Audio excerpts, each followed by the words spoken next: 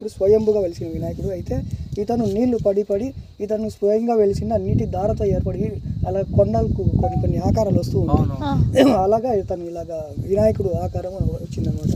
5 years back నేను మా అన్నయ్య ఇద్దరము ఆ గుడి దగ్గర వచ్చి కూర్చోనంటే ఎవరో ఒక సాధువు వచ్చేసి వినాయకుడు ఇక్కడ ఉన్నాడు మీకు తెలుసా అని అంటే వినాయకుడు ముందర ఉన్నాడు ఎందుకు తెలియదు అని అంటే అతను కాదు నీళ్ళతో ఏర్పడిన వినాయకుడు అని.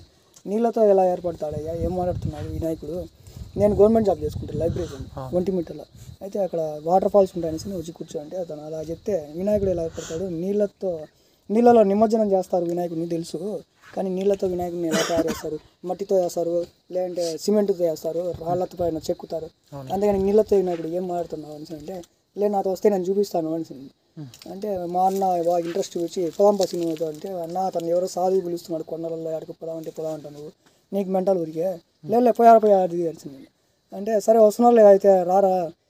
గంగాదేవి ఏర్పాటు చేసుకున్న వినాయకుడు తన బిడ్డను అది అని మా అన్నకు భక్తి ఎక్కువ అన్నమాట. అవునా ఉండు స్వామి వస్తాము ఉండలే స్వామి చూస్తాము పాసింగ్ చూద్దాం ఏదో